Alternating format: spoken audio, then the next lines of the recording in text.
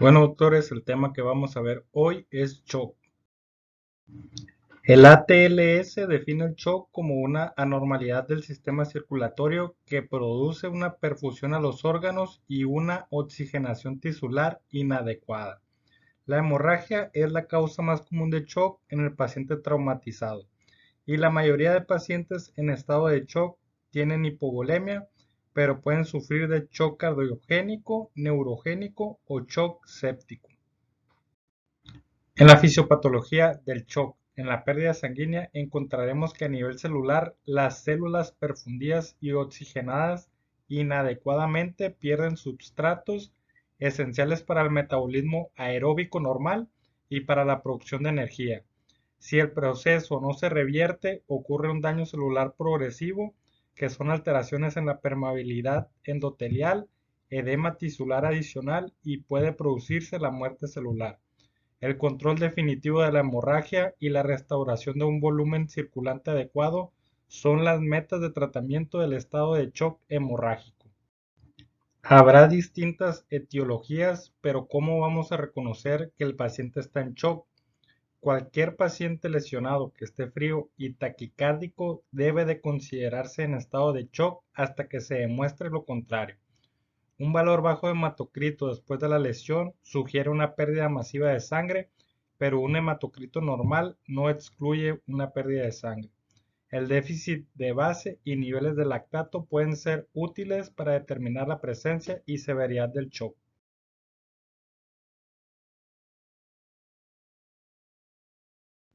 El ATLS divide al shock en no hemorrágico y hemorrágico. En la etiología del shock no hemorrágico puede ser ocasionado por un shock cardiogénico, que puede ser causa por contusión cardíaca, taponamiento cardíaco, presentando síntomas como taquicardia, ruidos cardíacos apagados e ingurgitación yugular, por embolia aérea o por un infarto cardíaco.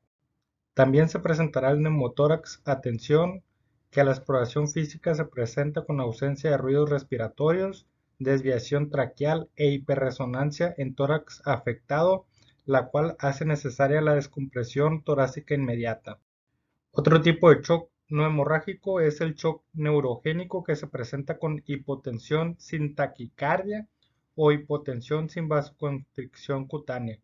Hay fracaso en la restitución de la perfusión orgánica luego de la reanimación con líquidos.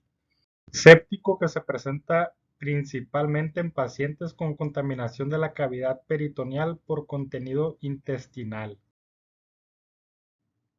En la etiología del shock hemorrágico, las potenciales fuentes de hemorragia son en tórax, abdomen, pelvis, retroperitoneo, extremidades, que puede ser necesaria una radiografía de tórax, pelvis, faz o lavado peritoneal.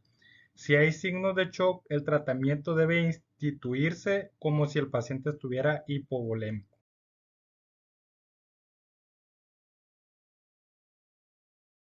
La clasificación del shock se divide en 4 grados. En grado 1, el estado de un individuo que ha donado una unidad de sangre con síntomas mínimos en pacientes sanos con mecanismos compensatorios restablecen el volumen sanguíneo en 24 horas y tendremos una pérdida de sangre de aproximadamente menos de 750 mililitros, que es hasta un 15% de la sangre circulante.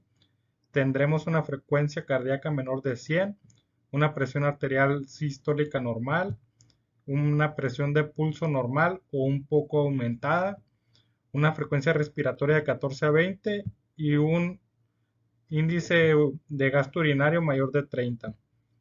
Entonces el estado mental será levemente ansioso y la restitución inicial de líquidos será con cristaloides.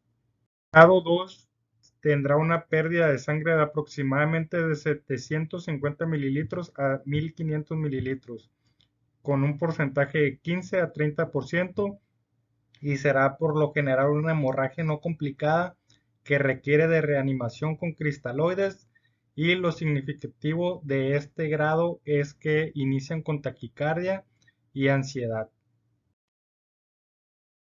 En el grado 3 habrá una pérdida sanguínea de 1500 a 2000 mililitros con un porcentaje de 30 a un 40%, una frecuencia cardíaca de 120 a 140 Y lo significativo de este grado es que el paciente va a empezar con hipotensión.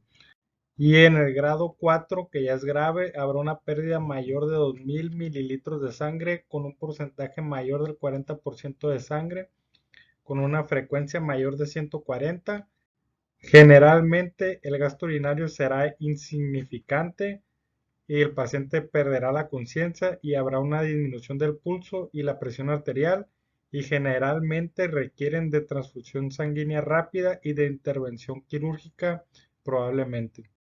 Y en el manejo inicial del shock hemorrágico iniciaremos con el examen físico y el ABC, que en la vía aérea y respiración tendremos como meta mantener una saturación de oxígeno por encima de 95%.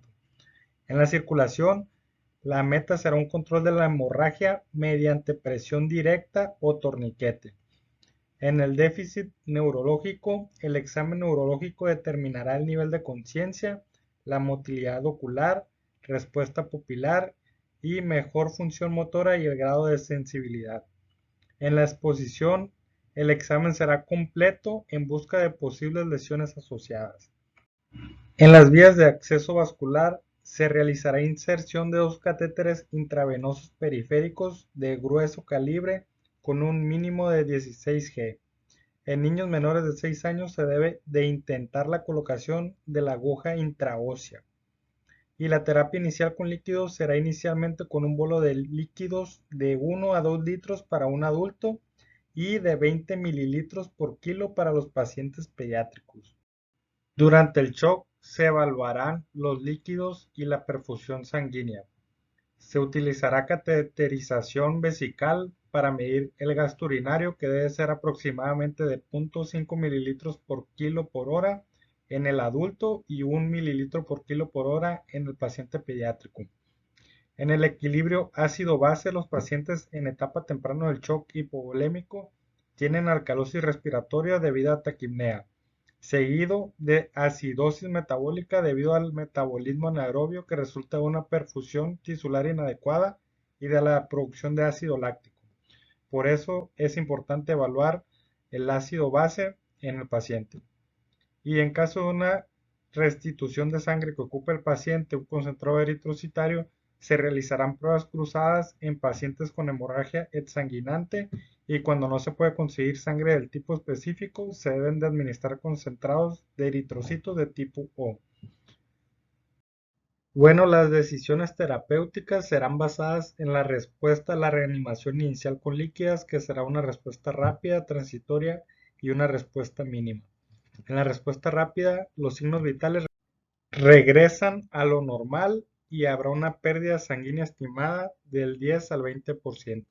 En la respuesta transitoria habrá una mejoría transitoria a la reanimación con líquidos, pero habrá una recurrencia de la hipotensión y de la taquicardia.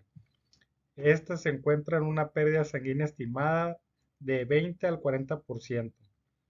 Y en la respuesta mínima o nula, los signos vitales permanecen anormales y frecuentemente es una pérdida sanguínea estimada mayor del 40%, que como lo habíamos dicho anteriormente, es un choque grado 4 y la preparación de la sangre tiene que haber una administración de sangre de emergencia y muy probablemente necesite cirugía al paciente.